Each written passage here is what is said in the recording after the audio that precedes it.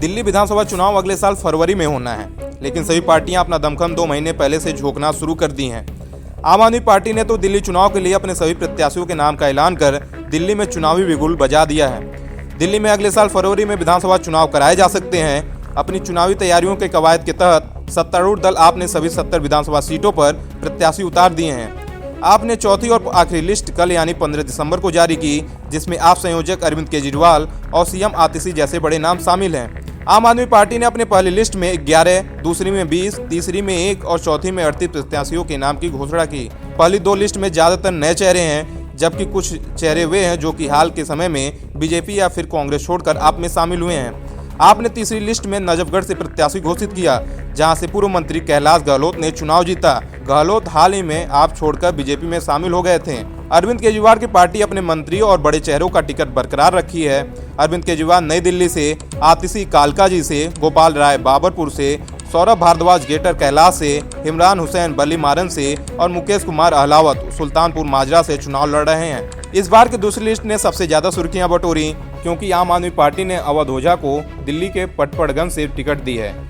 तो वहीं पिछली बार पटपड़गंज से चुनाव लड़ने वाले दिल्ली के पूर्व उप मुख्यमंत्री मनोज सिसोदिया को जंगपुर से टिकट दिया है। अवध ओझा नामी गामी टीचर हैं और कुछ दिनों पहले आप में शामिल हुए थे। लेकिन एक सीट दिल्ली में ऐसी है जहां का मुकाबला इस बार दिलचस्प होने वाला है।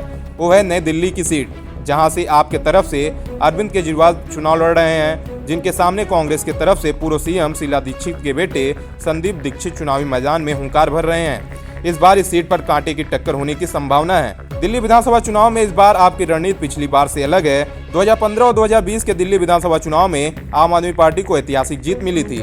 इन दोनों चुनावों में पार्टी ने अपने पुराने चेहरों पर ही भरोसा जताया था, लेकिन 2025 के चुनाव में कहानी थोड़ी बदलती जा रही है। यह पहली बार है जब बड़ी संख्या में सिटिंग एमएलए के नाम काटे गए हैं। दिल्ली विधानसभा चुनाव के लिए आपने सभी उम्मीदवारों के नाम का ऐलान कर दिया है। इसके अलावा कांग्रेस ने भी अपनी पहली लिस्ट जारी कर दी है। पहली लिस्ट में कांग्रेस ने 21 उम्मीदवारों के नाम की घोषणा कर दी। पहली लिस्ट में दिल्ली कांग्रेस अध्यक्ष देवेंद्र यादव, अनिल चौधरी, संदीप दीक्षित और हारून यूसुफ जैसे बड़े नाम शामिल हैं। लेकिन बीजेपी ने दिल्ली चुनाव के लिए अभी किसी भी प्रत्याशियों के नाम का ऐलान नहीं किया है। अब देखना होगा बीजेपी दिल्ली चुनाव के लिए प्रत्याशियों के नाम का ऐलान कब करती है, क्योंकि इस बार बीजेपी का उद्देश्य आपकी सरकार को दिल्ली से उखाड़ फेंकना है। लेकिन दिल्ली में आपने जो काम किए हैं, उससे दिल्ली में केजरीवाल की सेना को हराना इतना आसान नहीं होगा।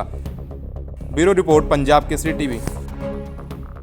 हमसे जुड़े रहने के लिए हमारे YouTube चैनल को सब्सक्राइब करें और नई वीडियो की नोटिफिकेशन के लिए बेल आइकॉन को दबाएं।